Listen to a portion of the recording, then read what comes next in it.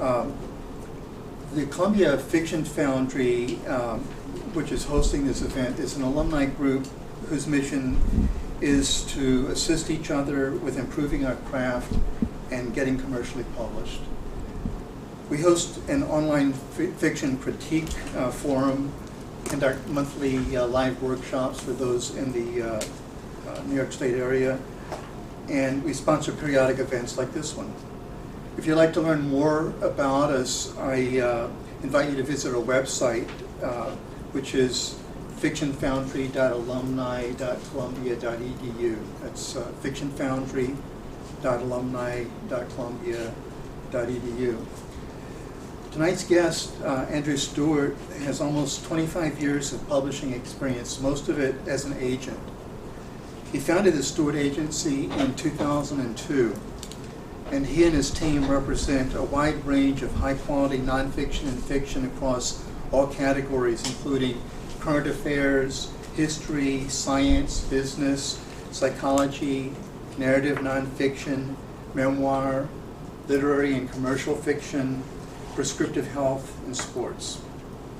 Projects and clients include former Congressman Ron Paul's New York Times #1 bestseller, The Revolution, Pulitzer Prize winning journalist Kathleen Parker, William Dietrich, Michael McIntyre and Carl Cannon, Hollywood studio mogul Mike Medavoy, Christopher Ryan, the author of New York Times bestseller Sex at Dawn, veteran political reporter Ron Fournier, author of the New York Times bestseller Love That Boy, legendary publisher and free speech advocate Larry Flint, renowned child psychiatrist Bruce Perry, political scientist Alan Wolfe, intellectual historian Matthew Stewart, author of The Courtier and the Heretic Mark Borline, author of national bestseller The Dumbest Generation, Dan Carlin, creator of the popular podcast Hardcore History,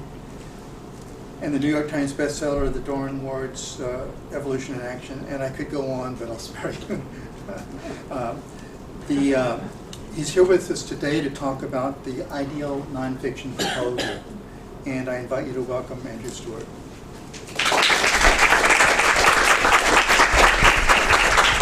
Well, thank you all for having me. It's a pleasure to be here. I actually was on this campus, I came here about 25 years ago, so I got into publishing shortly after I left Columbia, so it's a pleasure to be here.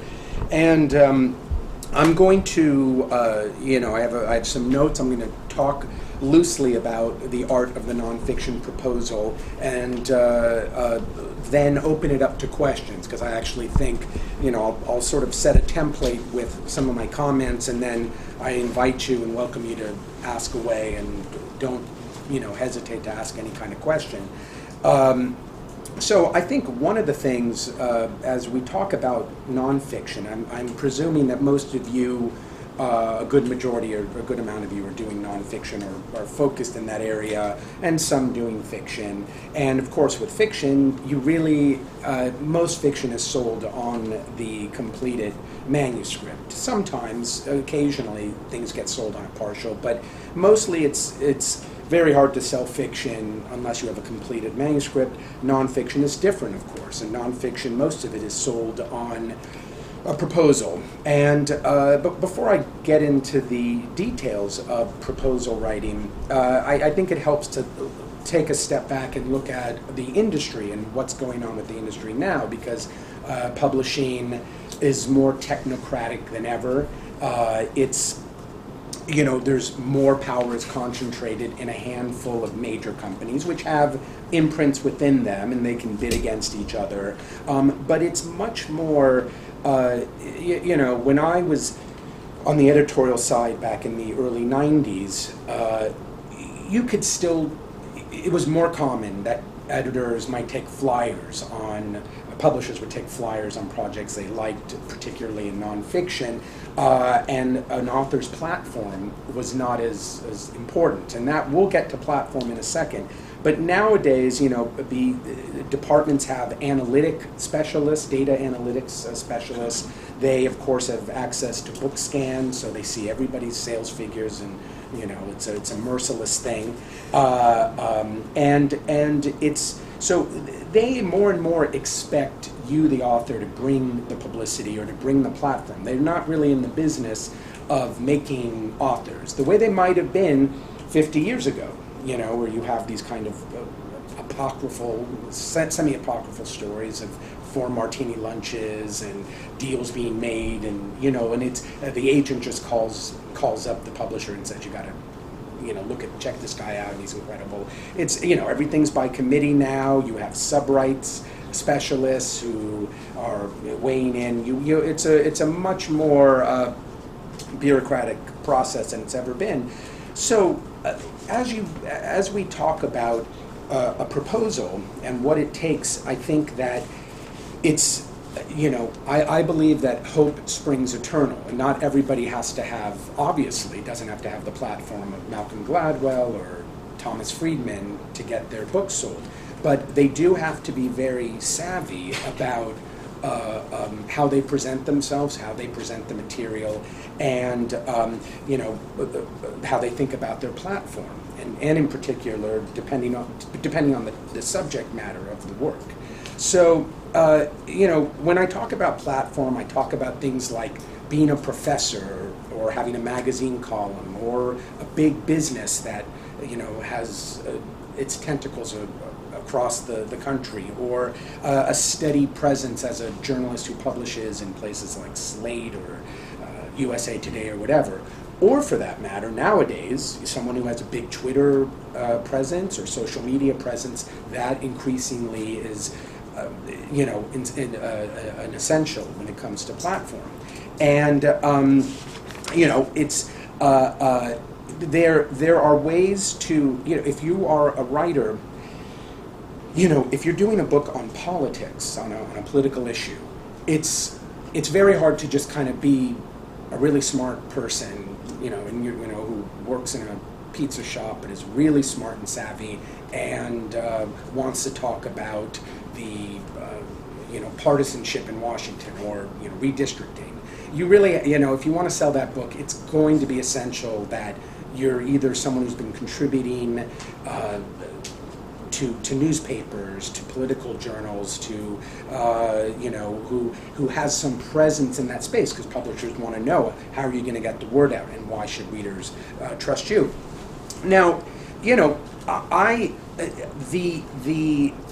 as an agent, I am very wary because as much as I will take on projects I love, because I love the writing, I think the ideas are essential, I believe in it, this is what I got into the business to do, and I had a fair amount of success with books where the author was not well known or a household name, but they were just phenomenal writers.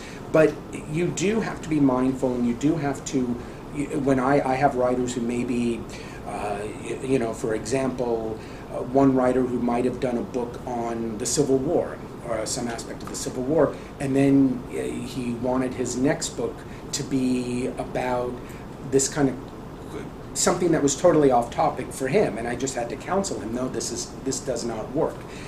So this is a way of talking about how what's going on in the industry is definitely impacts how editors think about, publishers think about the proposal you'll send in, how agents think about it, and how authors have to think about it.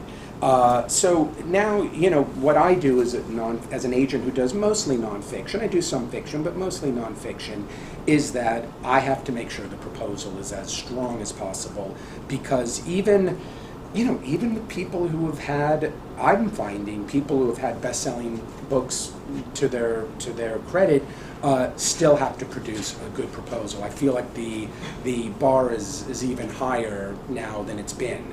And again, there are obviously people who, huge celebrities, they don't have to do much, and if Kim Kardashian or Taylor Swift want to do a book, no one's going to take them to task for not having a full proposal. But for the rest of us, we have to have a fully developed and evolved proposal. So to that end, we'll just take apart some of the key elements, and some of it seems pretty fundamental, but you'd be surprised. A great deal of work goes into perfecting this, and the first thing to think about, I think you all have to think about, is that it's like a real estate, and the first 5 to 10 pages of any proposal is very, very valuable real estate. And so I feel you have to get in and get out, and the mission of the project, the premise, the point of it, I think by the first 10 pages has to be articulated, or you're going to lose the editor.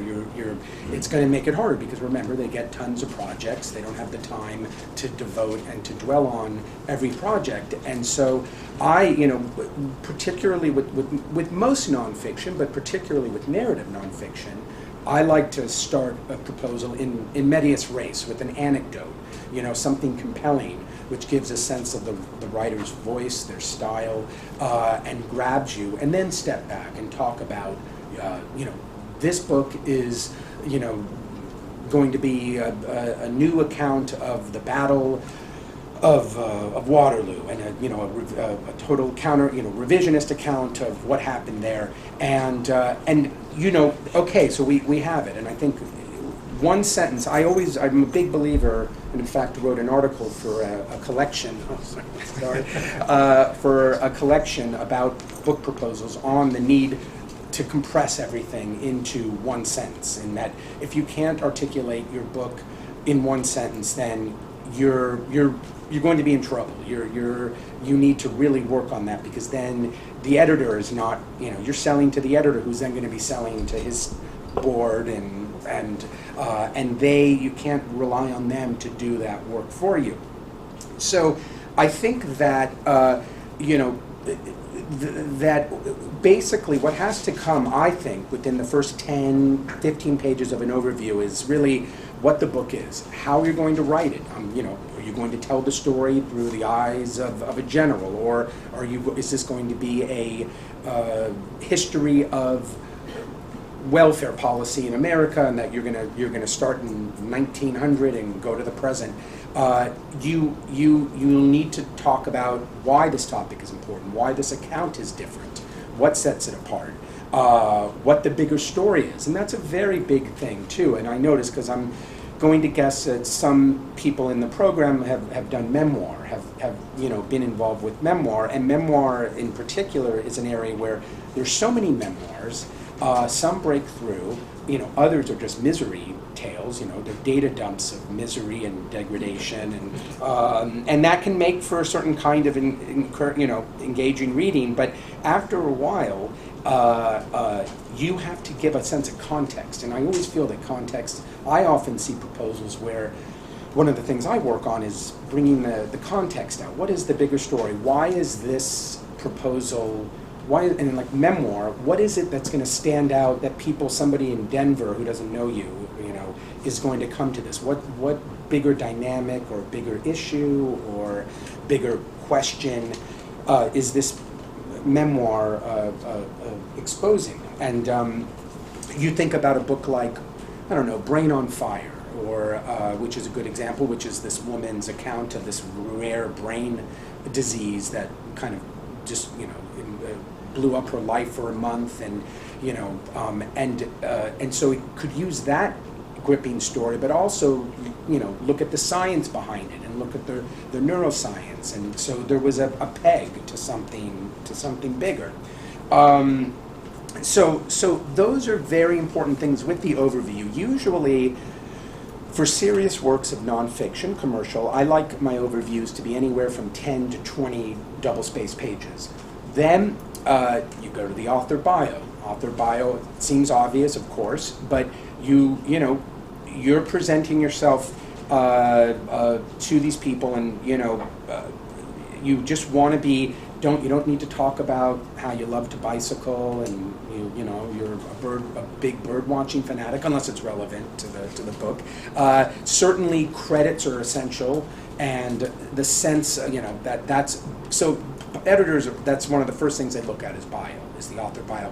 I actually think sometimes if you don't have a huge bio, if you're like, I'm a graduate of Columbia University, and you happen to be a fine writer tackling a really important topic, I don't think it sometimes less is more. If you don't have a lot of things, to talk about. Like I was on the, I was the editor at Time, and then I was at the Atlantic, and if you don't have that, sometimes don't try to pad it. They can sniff that out, and it can also look amateur. Marketing plan, very important, because and also something I meant to say too about overviews. One of the things I like to do, and I like to see in overviews as a way to reel in editors, is to have bullet points. So sometimes you might, maybe you start with the story, then you step back to talk about what your book is. Then maybe you pick out 5 or 8 really compelling ideas or revelations or issues that your book is exploring, and sometimes that's just a nice kind of teaser to, again, situate the editor's mind. This is what I'm reading. Oh, and wow, I'm going to learn. Wow, these are like little coming attractions that will grab them. The marketing plan is very important because, and again, that's I'm actually going to hand out something. This is a little different. This is a part of the proposal, and you can take these. It's just a one-page thing. This is the market for the book section, and this is where you list the comparative titles that your book would share the same space with, and that's something that editors at big houses look at very closely, because that's how they conceptualize your project. So if your project, if you're using Freakonomics or Wild or something like that, they know how to think about it and read it. Now, of course, one has to be very careful, because certain titles are used. Tuesdays with Morrie is used, left and right. Wild is one, though that's actually still pretty effective. But you have to be careful, because everyone claims to have the next Freakonomics or the next Boys in the Boat. But that's the idea. The marketing plan, or what can be called promotion, is a very important part, because that's really where you describe how you're going to get the word out. And that can really be everything from I've written for these magazines, and I have good contacts at these at the Atlantic, at Salon, at Slate. I can call upon them, or I know these producers at the Today Show, and they've asked me to come. Or, of course, I lecture all over the place on this topic. And the more you can never say things like, I'm gonna build a website when this book comes out and publish it, or because I've seen that, and it's like, my 13-year-old son has a website too. It's like that's not going to get you over the hump. What's going to is this idea that you can really call on people, and that you've been published. And again, not everyone has all those credits, but another thing can be if you are connected with people who are popular on Twitter or Instagram, have big followings. If you are someone who works for certain organizations where they might buy back books or have you speak to get the word out. So those are all ways of describing, and again, that's a very important piece of real estate for the proposal. Something else to think about as you're thinking about the bio and / the author bio. For some proposals, I've had people, the author was maybe not well known, but I've had him collect quotes about him. So from established authors, and I find that to be very effective. That can kind of give you, it's a calling card. It's an introduction that can really help if it's a relatively unknown person to have a good blurb from a published author, and that can sometimes definitely sell books and make a difference. So that's sometimes it's interesting. Sometimes authors have these like gifts in their pocket, and they don't realize, well, if you're friends with so-and-so who's had a bestseller, and they're friends and they support your writing, by all means have them give you a blurb about either the proposal or about you as a writer. And so that's a very, that kind of endorsement can go a long way to set up the proposal. Chapter breakdown. Very important. I'm a big believer in thorough chapter breakdowns. I like them to be 2 to 4, 5 pages. I feel that the with chapter breakdowns, they should read like a mini sample chapter. They should have a voice. It shouldn't just be this chapter is going to talk about this battle. It's then going to look at these generals. Then it's going to look at it's you ease into it. Make it read like a 2 to 4 or 5 page micro chapter where, again, because editors want to see how this book that you're proposing will evolve. What will the narrative arc be? And so I think it's very important with, to me, in my opinion, a well done, a well executed sample chapter breakdown is as effective as a sample chapter. And I often just go out with a good chapter breakdown rather than a sample chapter, because remember, if your sample chapter is not as strong, then you can be shooting yourself in the foot. You may think, oh, I'm showing them all this material, and publishers may ask for that if they're interested. But if it's not strong, then there's like, okay, well, here's the actual chapter, and we don't like it. Another quick thing that I realized I overlooked with the comparative title section. Talking back to myself. Usually only do that at home.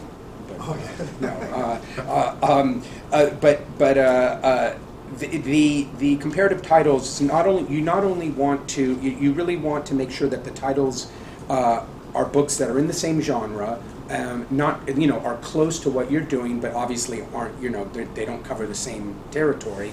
And also, if you're aiming for a commercial readership, don't put like self-published titles as comparative titles unless they were huge blockbusters. Try to avoid academic titles, because again, it will just give the impression. So you're really only as good as the company you keep. And you'd be, I'm always surprised. Editors will say, we'll be talking about a proposal that I've sent them, and they'll say, good comp title lists. Yeah, those are the right ones. And so they really do take that very seriously. So we can circle back to some of these issues in the question period, but let's see.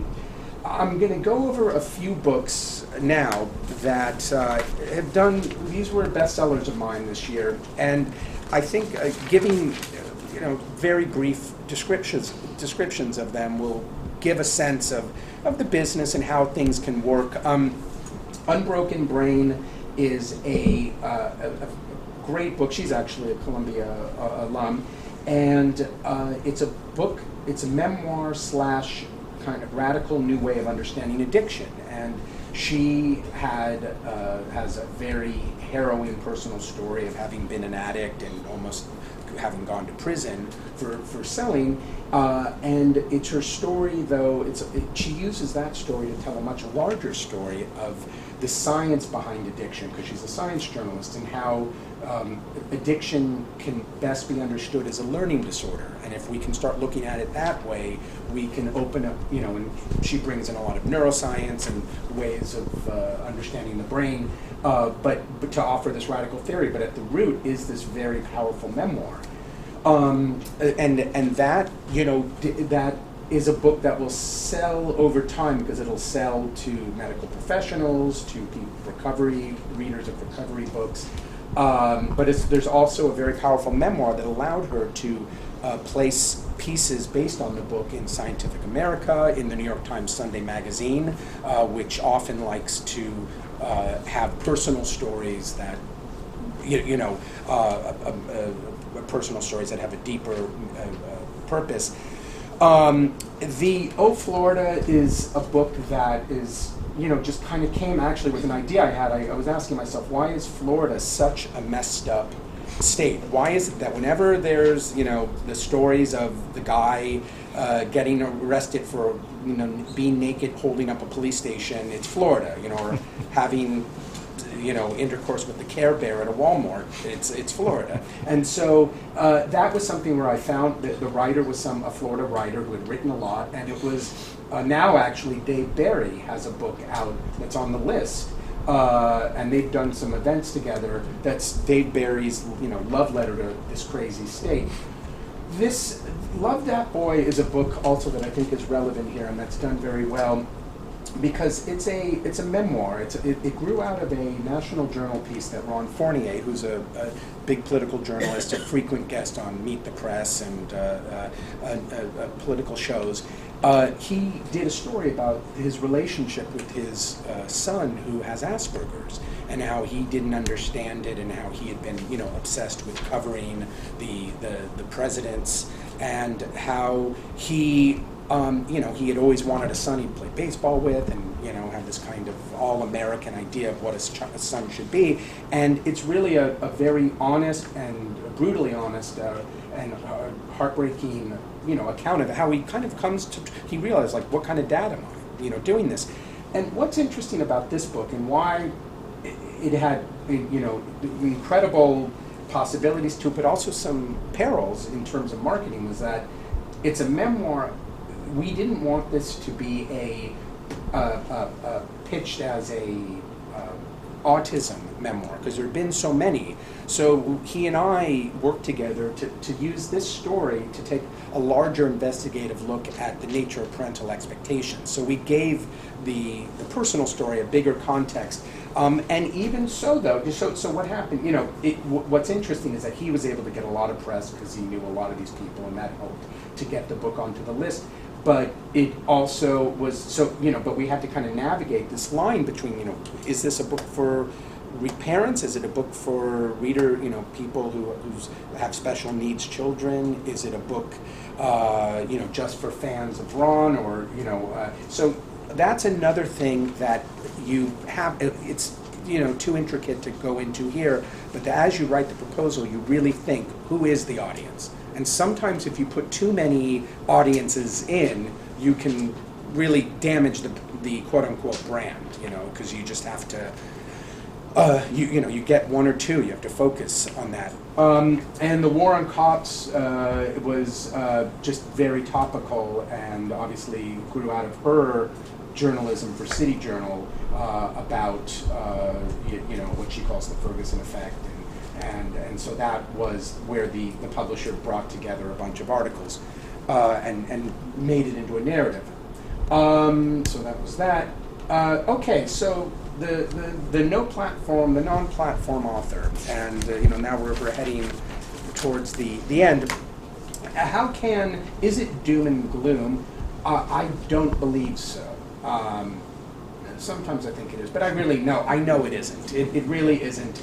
And it isn't because there are just too many books that there's too much great writing out there, and there's people that publishers will see the virtue of nonfiction that doesn't necessarily have a big platform author. I mean, one of my favorite stories is a very good friend of mine, and one of my favorite books is The Courtier and the Heretic by Andrew Stuart, who had a PhD from Oxford, had gone to Princeton, got his PhD from Oxford, was actually a management consultant, but got, dispirited and disgusted by the industry, but was also a gorgeous writer, a brilliant, supple thinker, and did this book about the rivalry between Leibniz and Spinoza.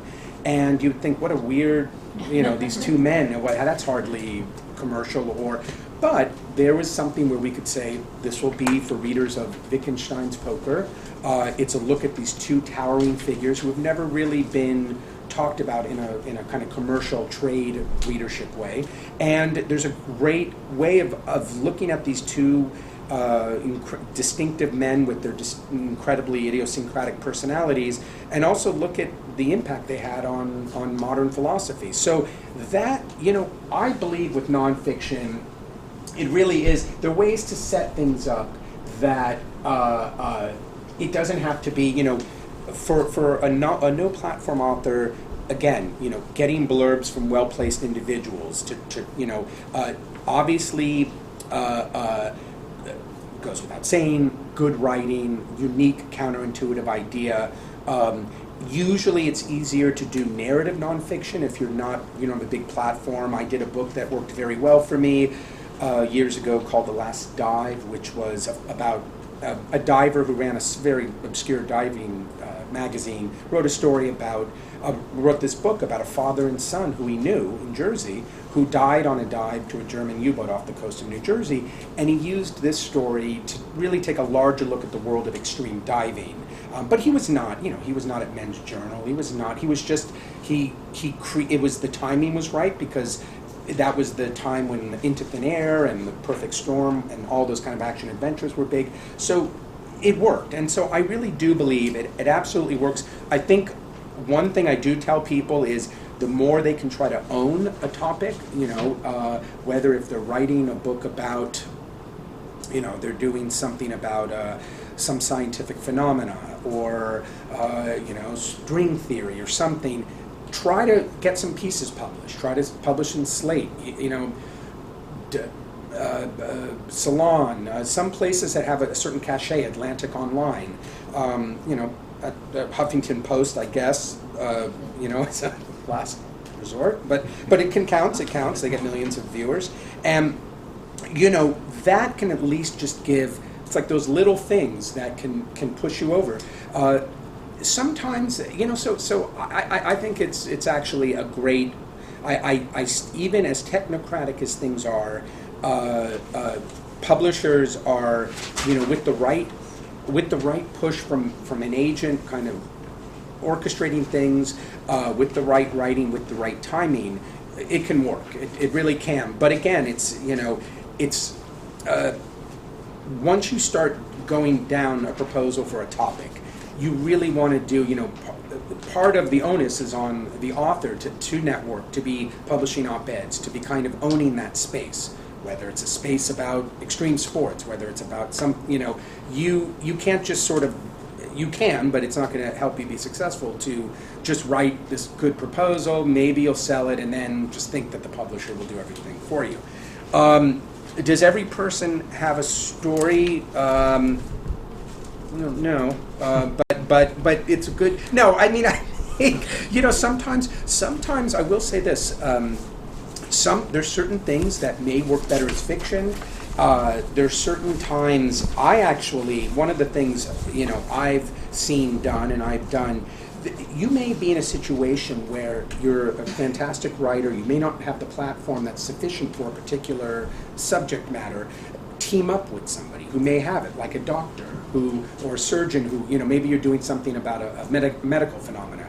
You're a great writer, but, who's going to buy your thing? Well, why not, there are different little things you can do to find that person. Maybe you've been talking to a researcher or something, so maybe you team up, and it's worth it to split it because you're going to have a better shot, especially if it's like an ambitious issue, topic, book premise. I sometimes have said to people, you want to, I'd say spend the next 6 months, maybe a year, publishing on this topic.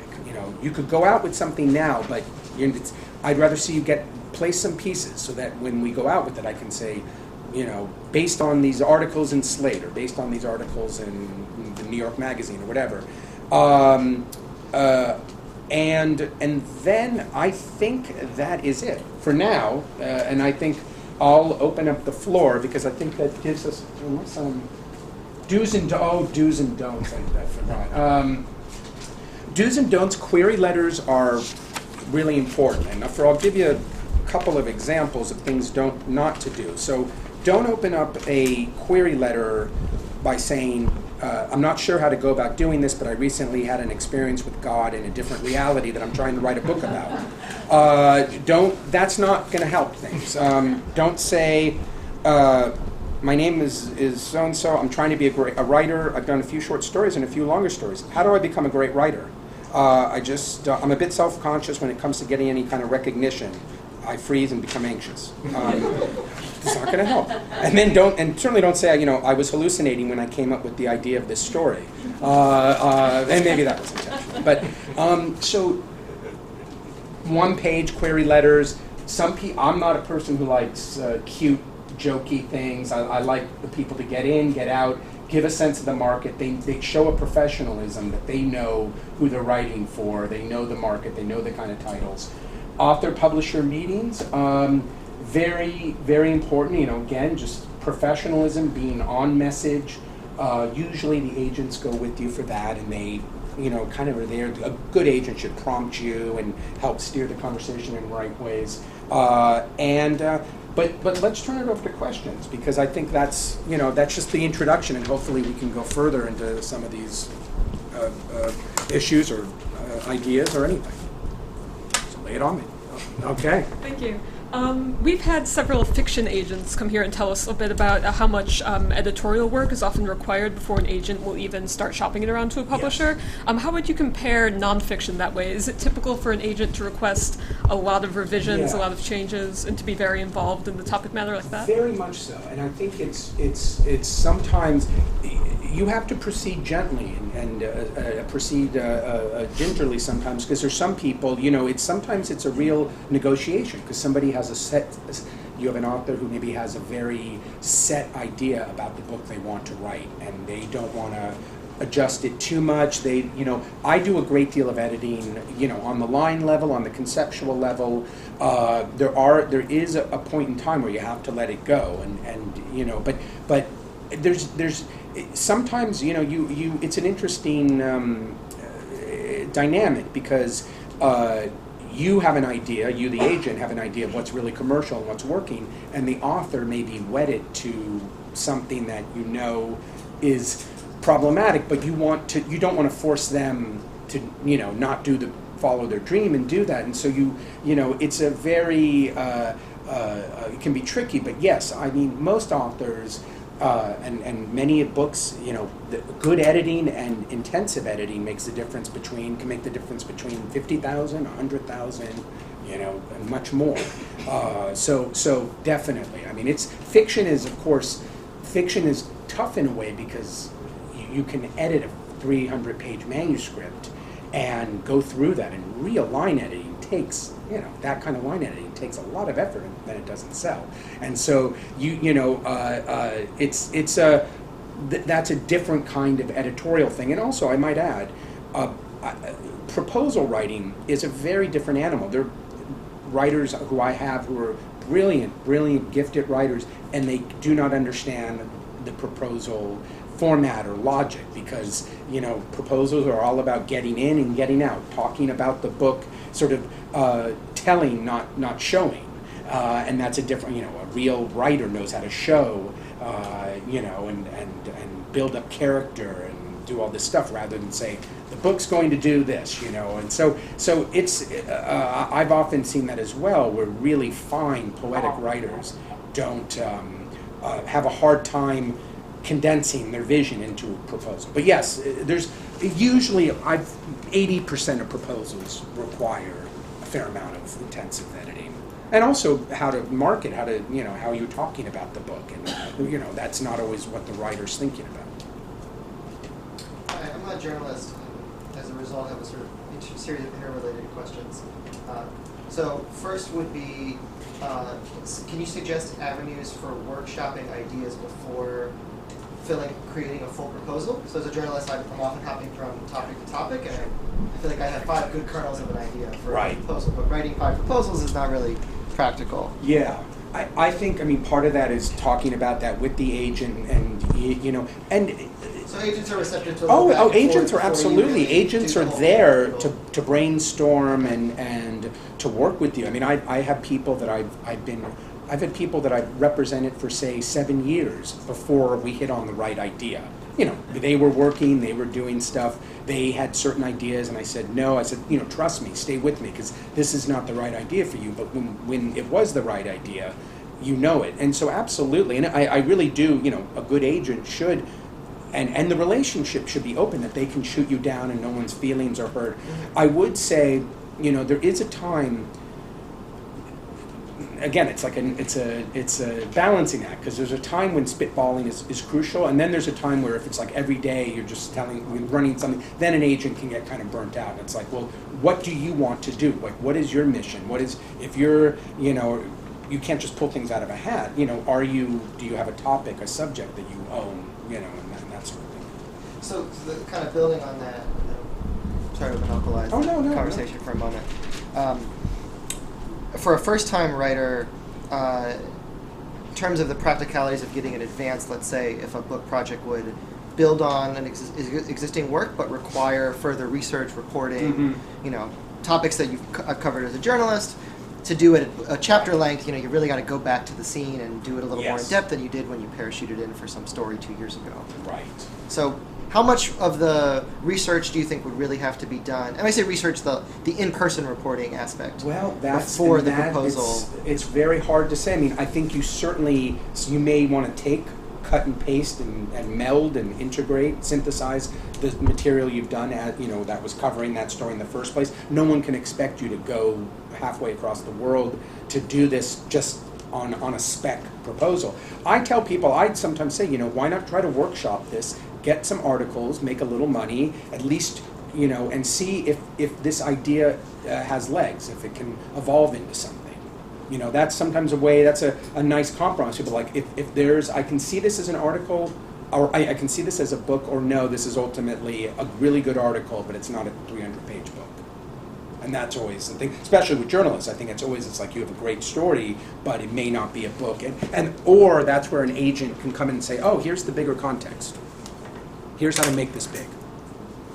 This is kind of building on the same question, but it's about the sample materials. Mm-hmm. So I've had agents, I'm not working with anyone, but in the conversation I've had agents say 40 pages, 70 pages. I've had some people ask for the full manuscript. Uh-huh. I would prefer to put a lot less in there, Right. just to know that it's the best of what I've written.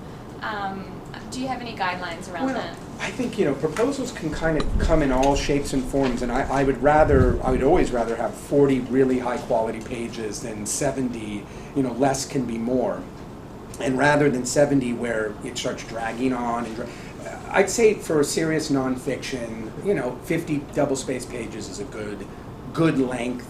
It's substantive. It shows you're serious. But I don't see. And like I say, I've sold many things with just a chapter breakdown, not the sample chapter. So I think again though, it depends on the topic. I mean, if you're doing a topic that is so big and intricate and requires, it's going to be tough to sell it on 30 pages. Like there's so many loose ends, but most of them by 50 pages you're fine. And you shouldn't need to do the whole thing for nonfiction. Yeah. Yes. You make a good point about having a platform makes things a lot easier going forward. Yeah. Talk more about, I'm in the process of building up my platform now. Talk more about some of the things you're seeing people do right now that are really smart as far as platform building goes. Yeah. Well, certainly, good question. I think certainly people navigating social media well. Twitter obviously is an obvious one, but that can, if you are assiduous in collecting, in linking to people and getting them to connect to you, and you do that. I mean, Twitter is an art form in itself, and there are good tweeters and bad tweeters, and the people that I learned of just because their tweets were so funny, but they were also maybe connected with journalists that I respected. So that's one simple way of social media. It depends on the kind of book you're doing. I mean, if you were doing a book that was like a pop culture thing, you may want to do if you're doing Instagram and you're doing I've done books based on Instagram accounts or YouTube accounts. I have one coming up from Bro Science, which is a big YouTube account where it's based around a meathead Jersey Shore character named Don Mazzetti, who's like a comic character, but it gets over 1 million followers. So that's pop culture. That's not Timothy Snyder is not going to do a YouTube or Instagram thing. But in terms of other ways, I think certainly there's no substitute, for just publishing in well-established, reputable places. Certainly, networking, giving speeches on the topic, connecting up with organizations and others to give speeches that might be part of that in the area of what you're talking about. So those are some of the things, and also fellow travelers, fellow writers who are in this area too, to kind of start getting into their orbit and seeing, a lot can happen at parties and stuff. Experiment with the podcast. And podcasts. Podcasts, forgive me, podcast is the other big thing.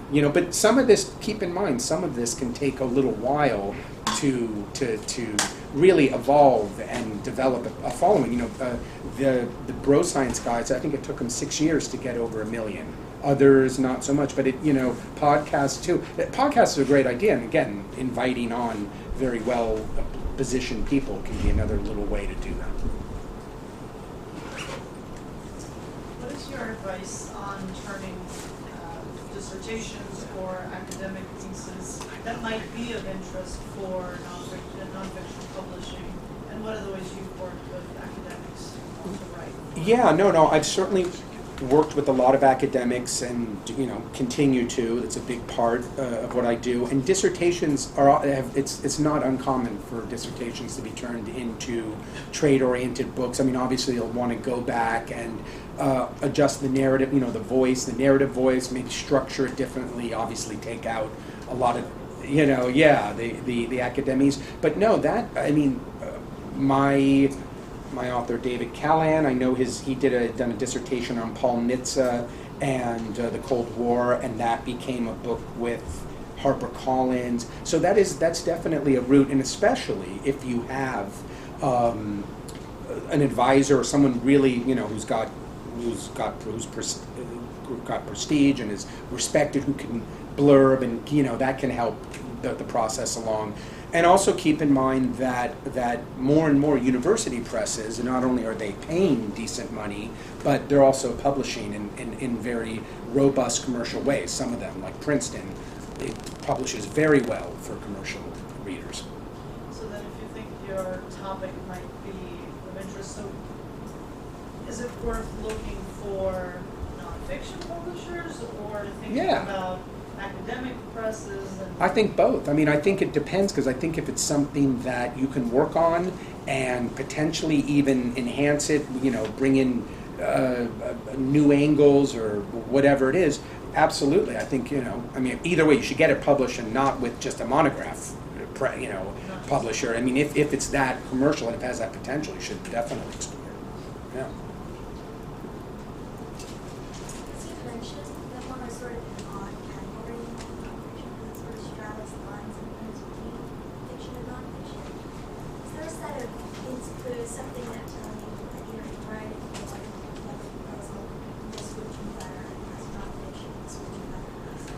Yeah, I mean that's like the $1 million question, because it's hard to say,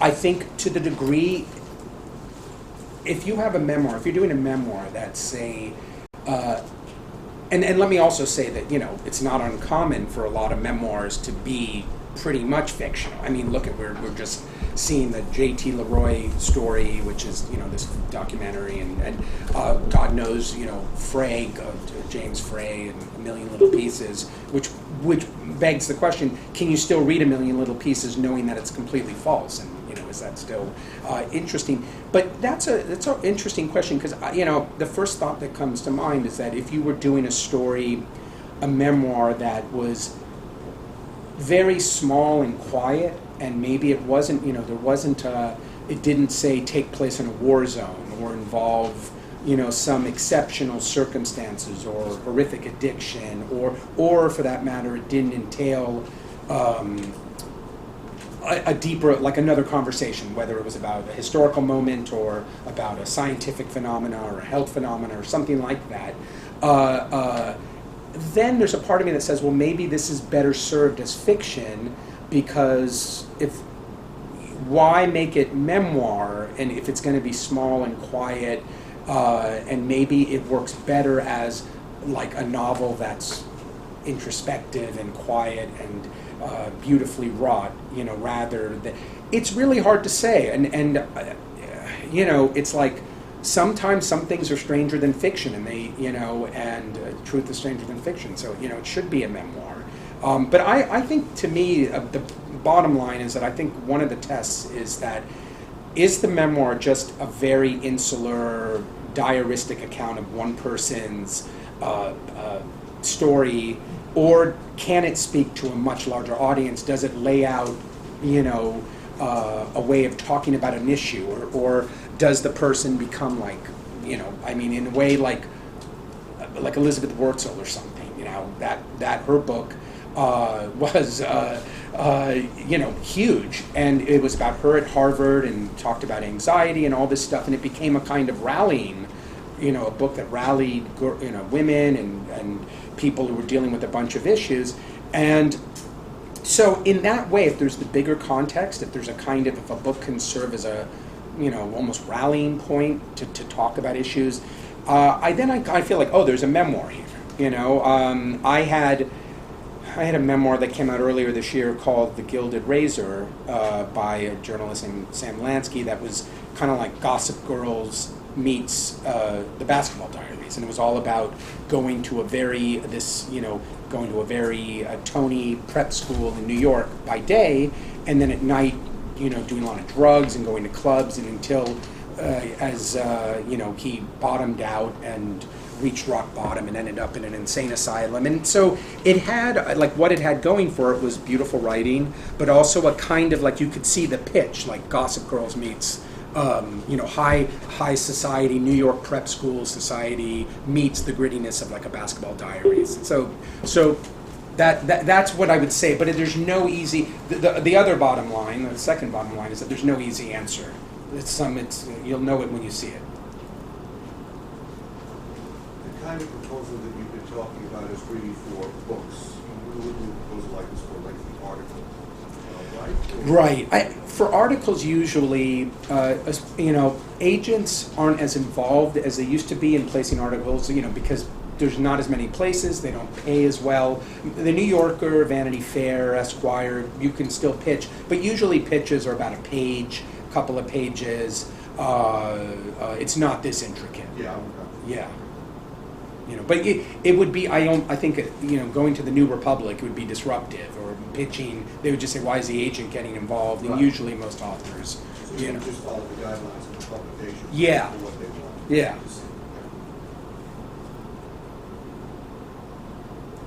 For the marketing plan of the book, do you go with titles that are well known and speak to you, or do you dig into the sales data and sort of? Sales data is very important. Where do you go for that type of? It's hard because I have access to BookScan, and there's a service you can pay a few hundred. I think it's, I forgot if it's it's been $1,000, but there's a BookScan Lite that you can pay, I think through Amazon, that you can pay $700 to get that. But I wouldn't recommend that if you're just for this. Usually you'll know, you'll have some idea that the book has done well. Obviously, anything that hits the list, Though ironically, there are a lot of books that hit the list that don't sell as well as books that don't hit the list. It just hits the list because it's a certain velocity of sales at a certain period. But a quick and dirty solution would be Amazon. Amazon. I mean, if you see it, and again, Amazon's all about the pace of sales. So you could be 2,000. If you're 2,000 or below. 2,000 or below for a long time, you're selling good copies, amount of copies. But Amazon is one way to do it. But you just maybe have to do a little digging. It's hard. Publishers won't. It's hard to just call someone off the street and say, hey, can you tell me the sales figures of, And I'm curious, just could you give us a snapshot of what proposals across your desk that you're really excited about right now, and what is death?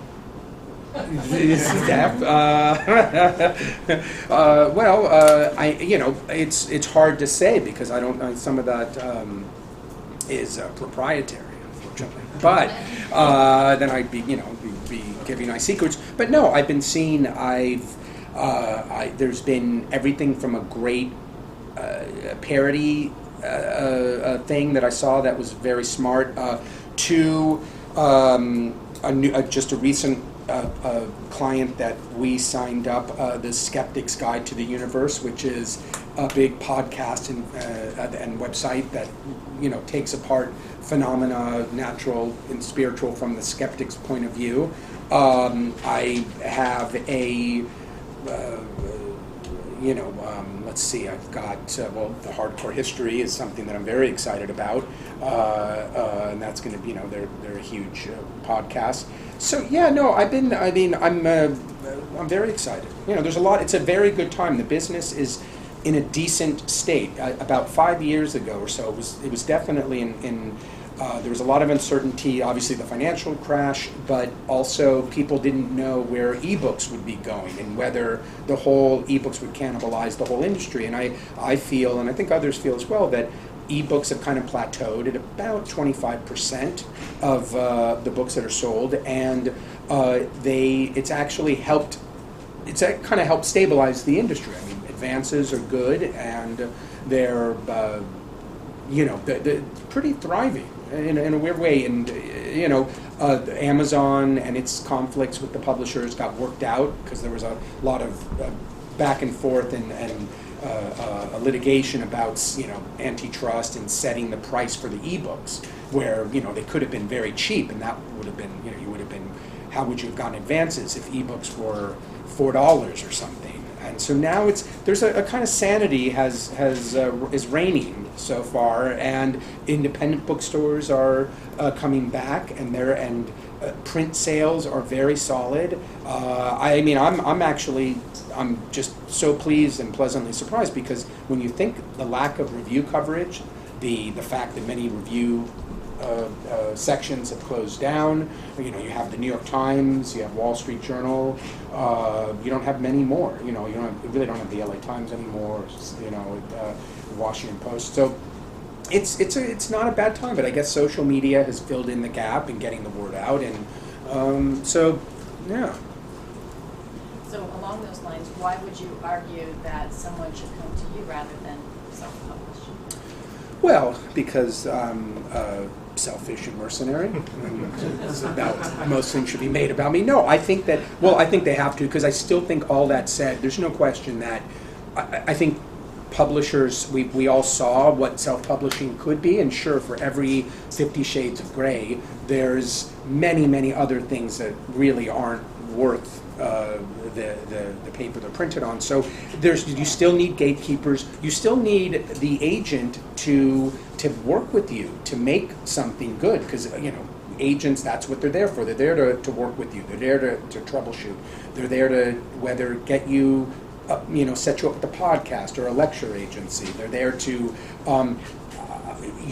look at the press release that was written by a 22-year-old who has no idea and correct it. They're there to edit the book even once it's been signed, and to look at it and say you're going in the right direction, you're not. I mean, it really adds up, but of course the most important part is doing the deal and knowing the people to send to, and knowing how to shape the proposal to make it as marketable. So yes, for certain audiences it may make sense, but still most people want to have an agent to help them. Has anything about the book market surprised you, like which proposals sell or which go on to be bestsellers? Right. Others don't. Yeah, I mean, there's always that. Nobody really ever knows what's. I was surprised Amy Schumer got $9 million. I don't know how they'll make that back. But usually when they pay more money, they're going to put more resources into it, and so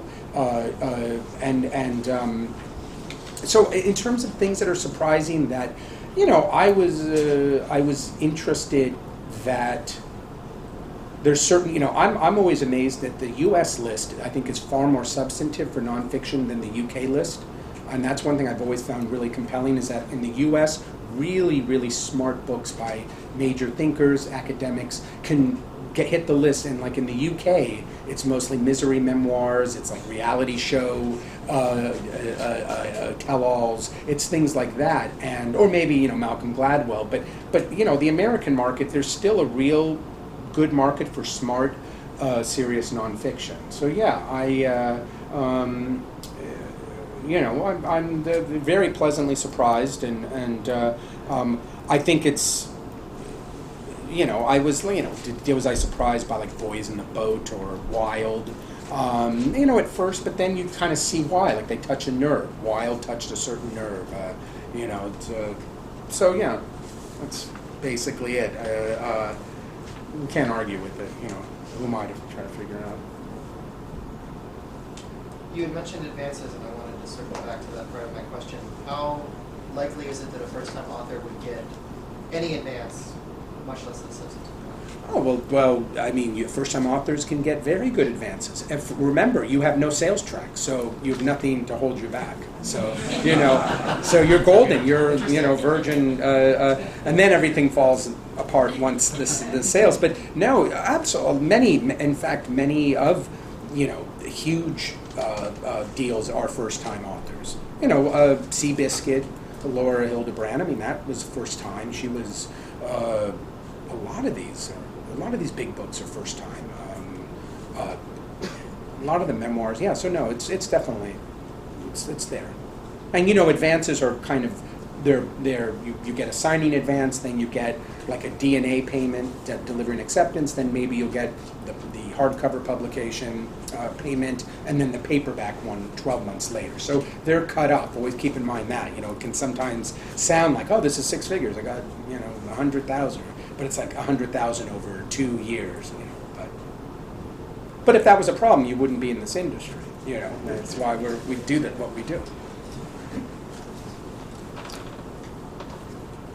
How much of the book should be written before you put together a proposal?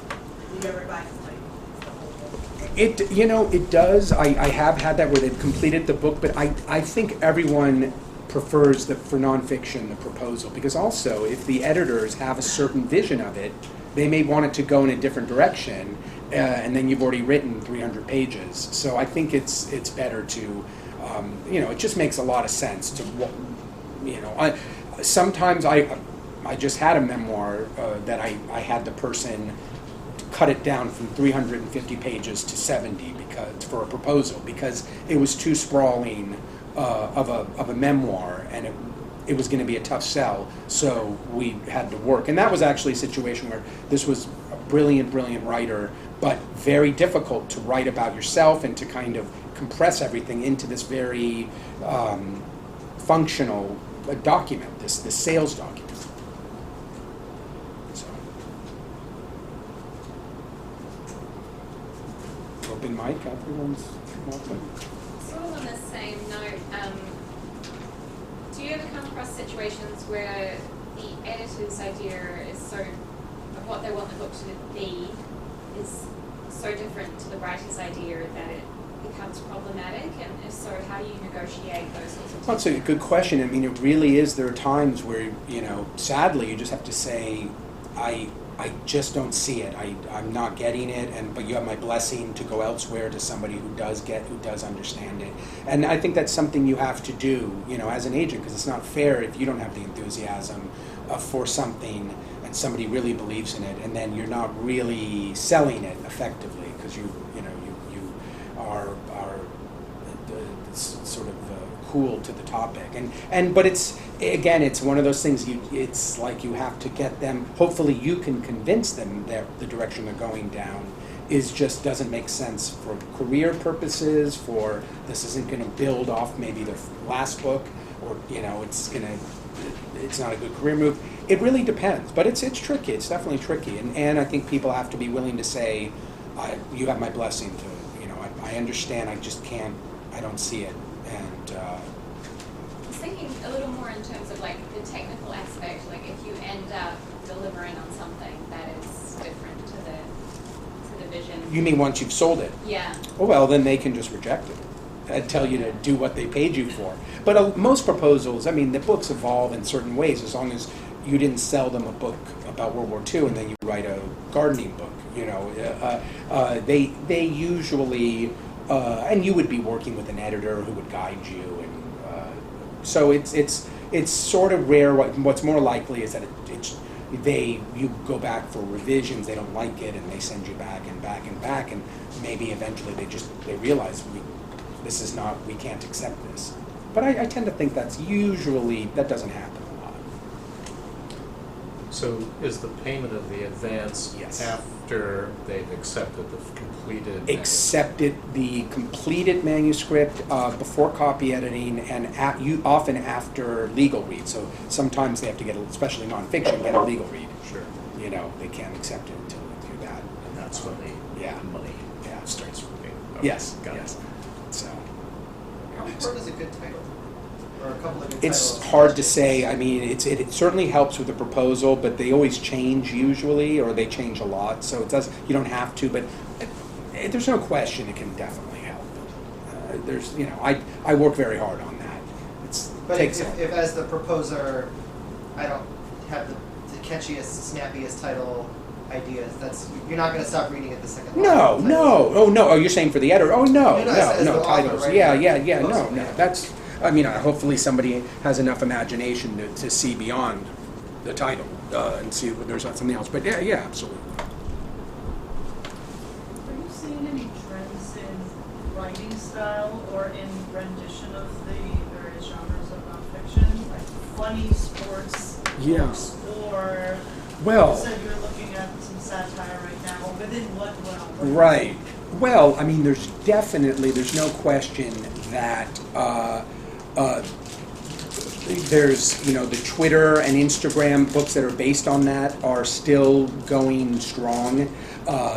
From Shit My Dad Said to The Betches to a lot of those White Girl Problems, which did very well. There's definitely that kind of satire is definitely very big. You're seeing a lot of. I think you're seeing a lot of, still seeing good historical narrative nonfiction. World War II is obviously always big. Their memoir is, and usually female memoirs more than male are still very, very big. But I think certainly there's no question that things dealing with neuroscience and behavioral economics and applied to different areas of inquiry always have a very good shot in it. You see a lot of that stuff. You definitely see a lot of that. You see some retro. I've been seeing a fair amount of retro 80s kind of retro fiction. People calling upon that. I think there's this big new novel coming up from SNS about that. But it's a good question. There's no question that Keywords, which is the imprint at Simon & Schuster, which does all their social media, like Tyler Oakley, a lot of the YouTube and Twitter stars, that is a lot of these guys with these kind of hyphenate existences as YouTubers or Instagram people. I just had an Instagram book published about two pigs. There's these two pigs called Prissy and Poppleton, and it's a site that Reese Witherspoon really likes because the woman dresses up the pigs as humans, and she takes them to get manicures and they sleep with her, and they're fun pigs. But we made it into a children's book, so you don't like that? No, so I thought we were doomed, but you said you made it into a children's book. So Oh yeah, no, this wasn't this was no. I mean, no. That's just one. It's a way that you can be inventive with that format, in the same way that, like Shit My Dad Said, was a kind of inventive way to take these tweets and make it into, I guess bro stuff is still alive and kicking. Not as much as it was a few years ago, but there's still a market there. Total Frat Move, books like that, Tucker Max. But I don't think anyone in here is doing that kind of stuff. Should, I guess, straight journalists, writers, should we feel like we need to do more of that Instagram, Facebook, social media stuff to get an agent to pay us? You don't have to do it to get an agent. I mean, if you have good credits, good, magazines and papers you've written for, and that's not a make or break, though I do think once the book is published or is going to be published, you want to start setting that up. Setting up Twitter feeds, setting up even a Facebook account, definitely. I think that's a strategic thing. But agents still value no. traditional journalism. Oh, yeah. I mean, good agents, yeah, absolutely. A good story, good writing, an important topic, and as somebody who's clearly an expert on that topic, that's still very, very important,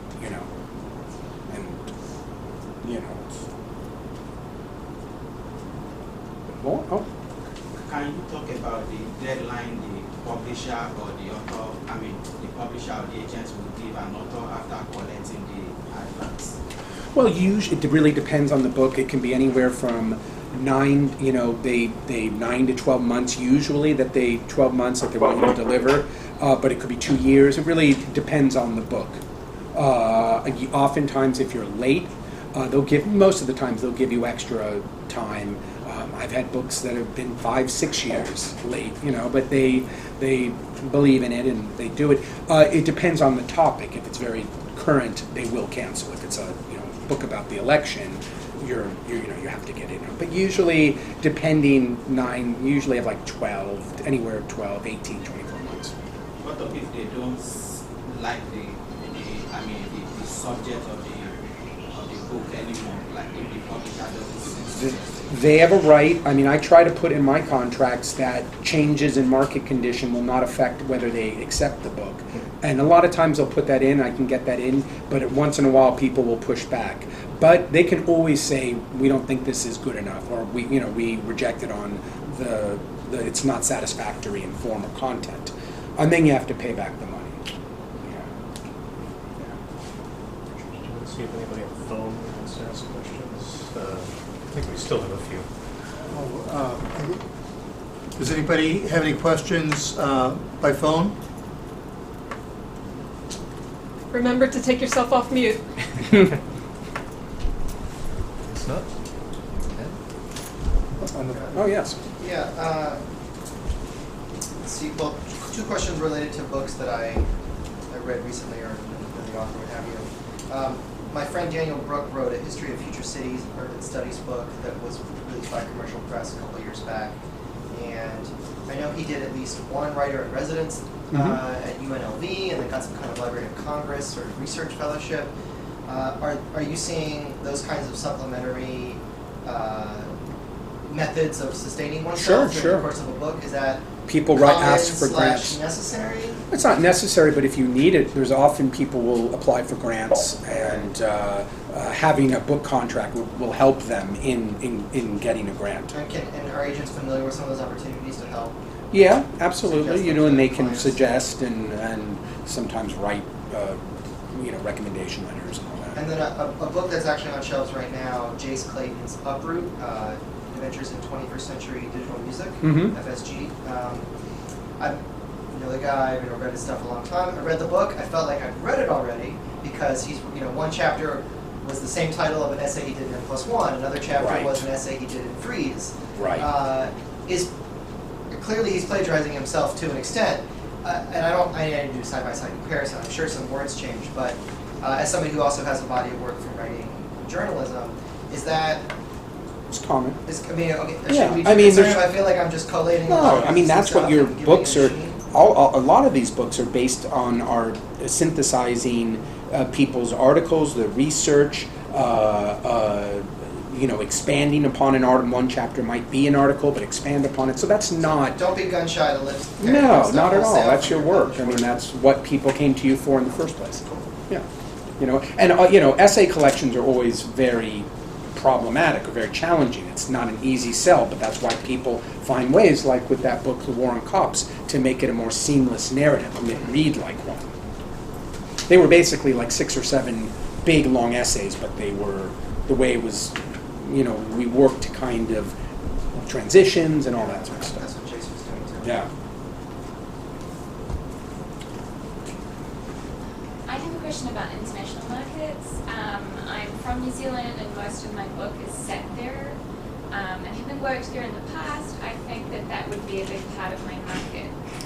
Does that interest US publishers, or is it much more of a sort of national? New Zealand, Australia is small. I mean, it doesn't. It all depends. You know, that would be the kind of thing. Sure, they'd want to keep those rights, but it really depends. I mean, yeah, usually you sell the publisher all the rights, or you sell them just translation, and you keep.